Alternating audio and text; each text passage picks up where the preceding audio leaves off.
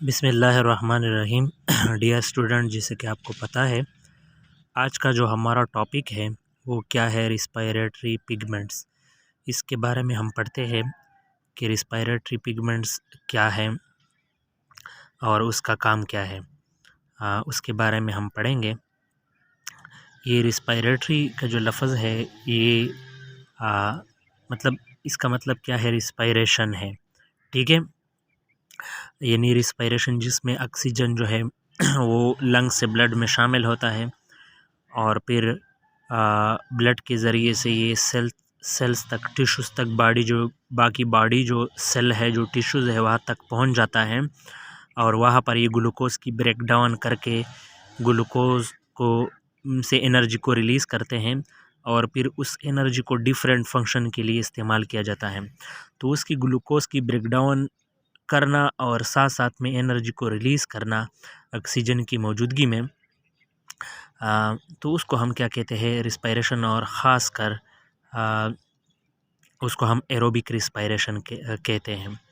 ठीक है, तो उसके लिए जो पिगमेंट्स जो रिस्पांसिबल हैं, ठीक है, वो हम पढ़ते हैं कि वो कौन से पिगमेंट्स हैं जो कि ऑक्सीजन को कैरी करते हैं, एक जगह से दूसरी जगह तक ले जाते हैं और साथ साथ में वो ऑक्सीजन को स्टोर भी करते हैं।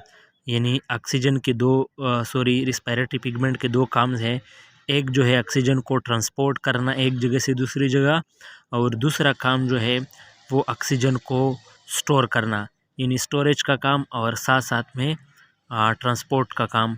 ये किसका काम है? रिस्पायरेटरी पिगमेंट का काम है।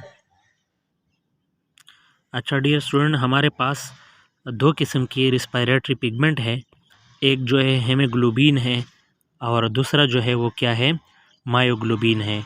आज हम किसके बारे में पढ़ेंगे? हेमोग्लोबिन के बारे में पढ़ेंगे। अच्छा डियर स्टूडेंट, सबसे पहले तो हमें ये मालूम होना चाहिए कि रिस्पायरेटरी पिगमेंट्स, यानी ये जो पिगमेंट्स का लफ्ज़ है उसकी मानी क्या है। पिगमेंट जो है वो natural colouring matter of animals और प्लांट टिश्यूज़, यानी एनिमल और प्लांट टिश्यूज़ का जो नेचुरल कलरिंग मैटर है, यानी वो नेचुरल यानी कुदरती मादा जो कि वो कलर्ड भी होगा, यानी जिसका कोई कलर भी होगा, रेड होगा, ब्लू होगा, जो भी कलर होगा, और होगा भी नेचुरल मैटर, तो उसको हम क्या कहते हैं? पिगमेंट कहते हैं। और यहाँ पर हम पढ़ रहे हैं रिस्पायरेटरी पिगमेंट। तो आज हम रिस्पायरेटरी पिगमेंट में जो पहला पिगमेंट है जिसको हम हेमोग्लोबिन कहते हैं उसके बारे में पढ़ेंगे। हेमोग्लोबिन क्या है? हेमोग्लोबिन जो है ये आयरन कंटेनिंग प्रोटीन है। यानी हेमोग्लोबिन के अंदर दो चीज़ें हैं, एक उसके अंदर प्रोटीन है और दूसरा क्या है, उसके अंदर मेटल है यानी आयरन है। तो इसी वजह से हम उसको मेटालोप्रोटीन भी हम उसको कह सकते हैं। क्या कह सकते हैं? मेटालोप्रोटीन। मेटालोप्रोटीन यानी मेटल्स और प्रोटीन, यानी ये दो चीज़ों से मिलकर बना हुआ है मेटालोप्रोटीन, यानी मेटल्स और प्रोटीन से। और ये हेमोग्लोबिन जो है ये कहाँ पर मौजूद होते हैं? जो रेड ब्लड सेल होते हैं जिसको हम आरबीसीज भी कहते हैं और एरिथ्रोसाइट्स भी इसको हम कहते हैं, तो वहाँ पर ये हेमोग्लोबिन मौजूद होता है जितने भी वर्टिब्रेट है उसके रेड ब्लड सेल्स में। हेमोग्लोबिन को अगर हम देख लें कि हेमोग्लोबिन का स्ट्रक्चर क्या है, हेमोग्लोबिन के अंदर क्या क्या चीज़ें मौजूद है। जिस तरह हमने पढ़ा कि ये मेटालोप्रोटीन है, इसके अंदर प्रोटीन भी है और मेटल्स भी है, तो उसको हम पढ़ते हैं। मेनली हेमोग्लोबिन जो है उसके अंदर जो प्रोटीन है उसको हम ग्लोबुलिन प्रोटीन कहते हैं। उसको हम क्या कहते हैं? Globulin protein. और एक दूसरा ग्रुप है जिसको हम क्या कहते हैं? हेम ग्रुप कहते हैं। हमें पता है कि जो अच्छा यहाँ पर हम पढ़ेंगे कि ये किस चीज़ से बना हुआ है। ये प्रोटीन से बना हुआ है। किस चीज़ से? प्रोटीन का, यानी ग्लोबुलिन ये प्रोटीन है। और हमें ये भी पता है कि प्रोटीन जो है वो किस चीज़ से बने होते हैं, ये अमीनो एसिड से। किस चीज़ से? अमाइनो एसिड, यानी प्रोटीन की जो सब यूनिट है उसको हम अमाइनो एसिड, और अमाइनो एसिड जो है वो इस तरतीब से एक चेन की सूरत में मौजूद होते हैं। वो जो भी प्रोटीन बनाते हैं तो एक चेन की सूरत में वो क्या करते हैं, प्रोटीन को बनाते हैं। तो इस चेन को हम क्या कहते हैं, पॉलीपेप्टाइड। पॉलीपेप्टाइड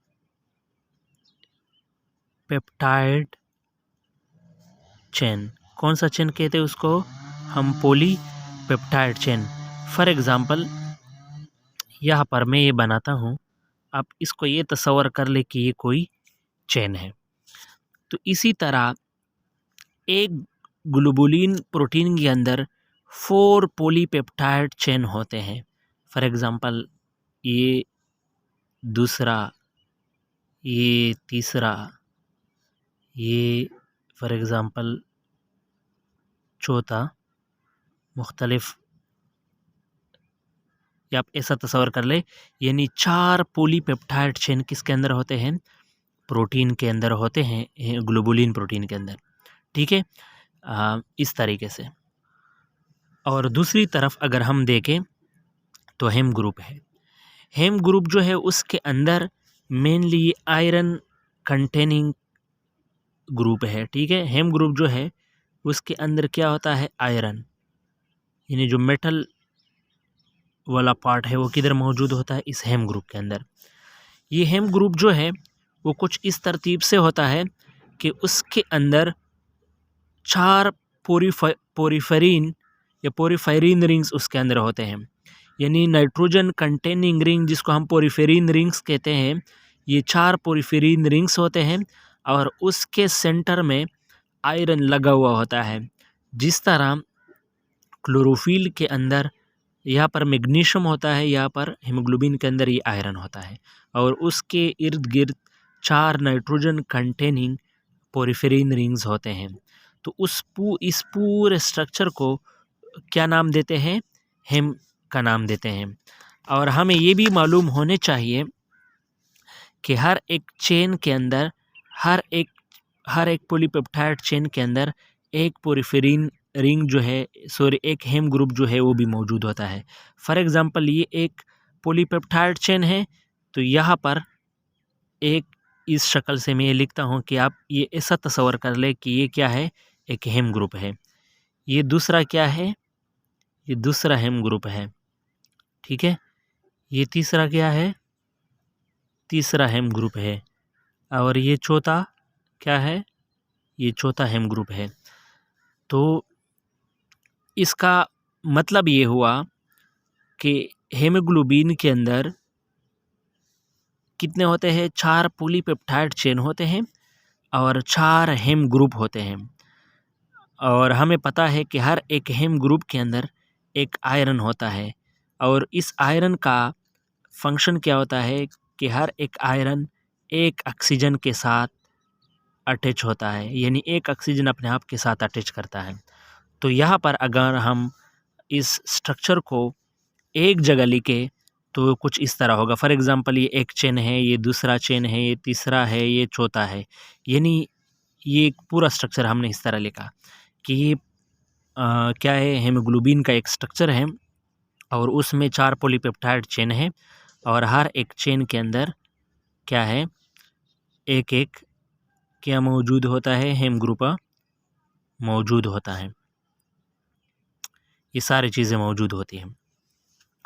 तो इस हेम ग्रुप का मेनली, हेम ग्रुप का असल जो बुनियादी चीज़ है ऑक्सीजन को कैरिंग करने के लिए, वो ये हेम ग्रुप है, क्योंकि उसके अंदर आयरन मौजूद होता है। ये, और आयरन बेसिक वो चीज़ है जिसके साथ क्या अटैच होता है, ये ऑक्सीजन अटैच होता है।